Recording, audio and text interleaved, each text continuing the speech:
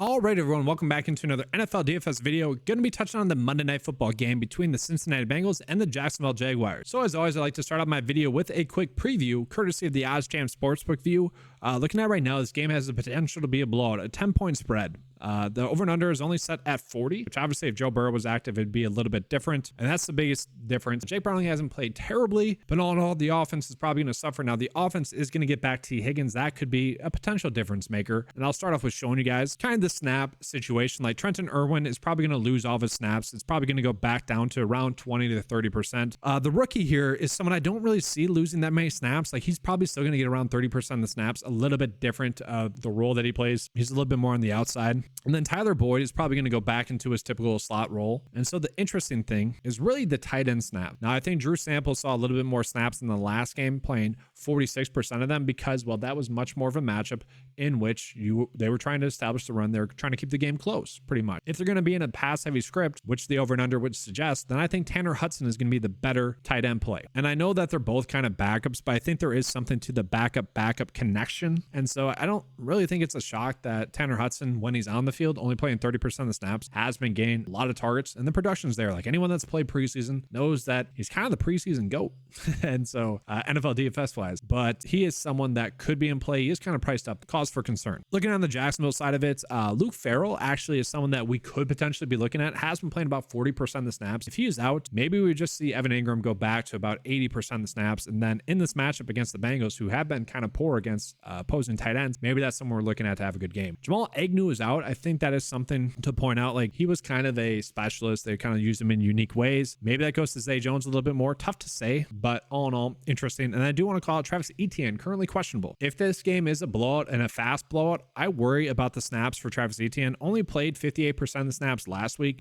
He is someone that really, if you would have told me at the beginning of the season that he was going to be playing about 80% of the snaps, I would say, yeah, he's going to get injured throughout. Kind of like I was saying about like Kyron Williams, that was a little bit of a concern for me. That workload has always seemed a little bit strange, so it's no surprise that they had been trying to work in De'Aaron Hurst-Johnson and also Tank Bigsby.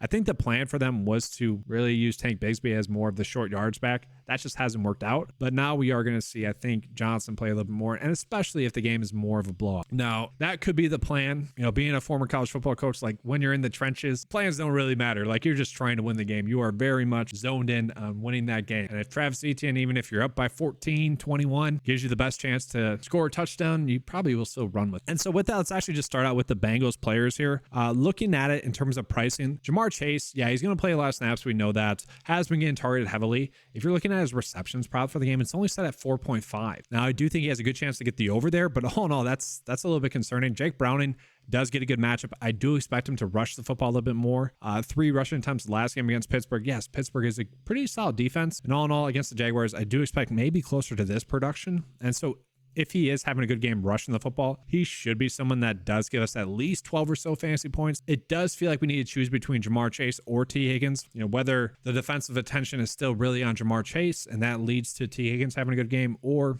if because T. Higgins is back, that leads to less defensive attention for Jamar Chase and he goes off. Like, I think that's kind of the proper take for this game. So right now I've been rolling with T. Higgins, who's a little bit cheaper. All in all, he should be well rested, full participant on Friday. We know the T. Higgins story, though. Very hard to trust, and this is a very high price tag. All in all, I do think he is the correct play right now. And then from there, Tyler Boyd, we know he's going to play about 70 to 80% of the snaps in this one. Should get right around 5 or 6 targets. A very safe play. We know he's going to give us at least 5 points. Maybe he scores a touchdown. Maybe he has a really big game. All that's certainly within the realm of possibilities. A very safe play. He is someone that I see as more of a shoulder shrug play. Like if you end up on him, you're perfectly okay with it.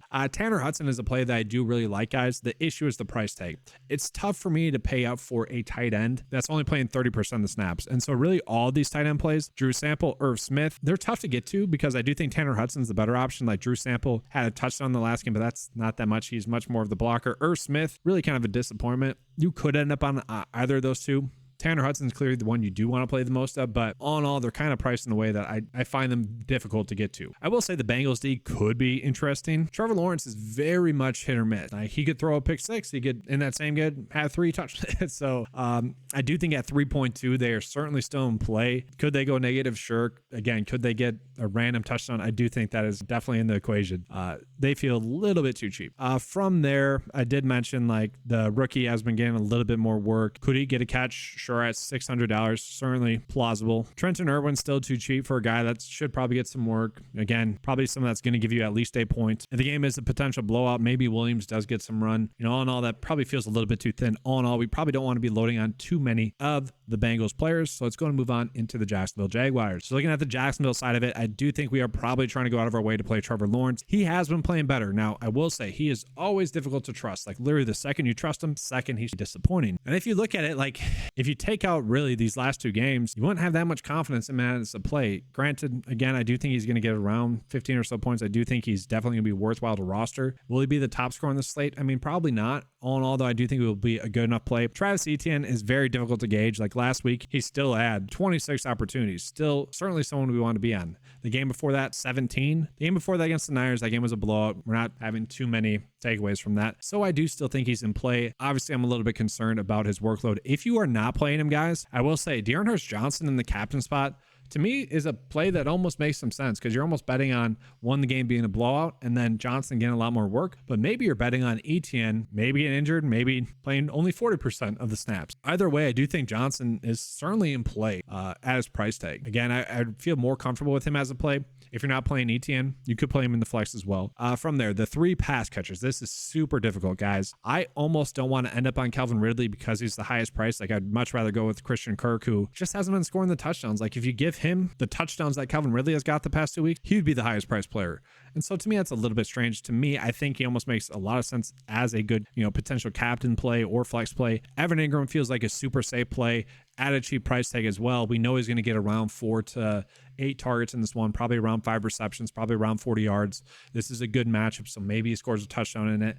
I feel like he is a very safe play. The pricing is good enough. Like I'm fine with that. I think he makes for a good flex play, good captain's play as well. Zay Jones is someone that really feels like a hit or miss target. So really, if I'm playing him, I'm probably just playing him in the captain spot. And then I wouldn't want to do this, but like I really actually don't hate this lineup path. Like I'm perfectly fine. My biggest takeaway from any build that you end up on is that you're probably not going to love it. Like you're probably not going to be like, oh, this is the lineup that's going to cash, hammer it in all the contests. No, it's going to be one where you're like, don't feel comfortable fading Jamar Chase, don't feel comfortable fading T. Higgins or Calvin Ridley or Joe Mixon. Kind of just the nature of the beast in this one. It's definitely more trying to get lucky than being better than everyone. It's definitely a luck-based slate. Like, this is a lineup that I hate. But no, it's a lineup that does kind of make sense. Like if you're not playing Calvin Ridley, then Christian Kirk in the captain spot does make sense. If you're not playing Jamar Chase or T. Higgins, you better be on Tyler Boyd, especially if you are playing Jake Browning. Now, maybe you guys are looking at this saying, yeah, I don't want to play Jake Browning. Maybe I want to play Joe Mixon. That would also make sense. You could definitely open up a little bit more. Joe Mixon should be a safe play.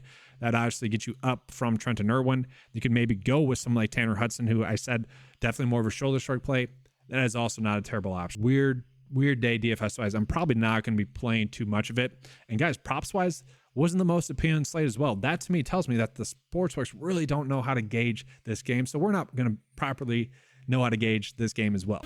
But that's going to be all for this video, guys. Thank you for watching. Please go like and subscribe to the channel. Hit the notification bell so you're not missing out on any of the good coverage. If you guys want access to any of the fantasy sport tools available at 9to5sports.com, head on over to 9to5sports.com and check it out. They are available for just $10 a month. Thanks for watching. Let's have a good slate.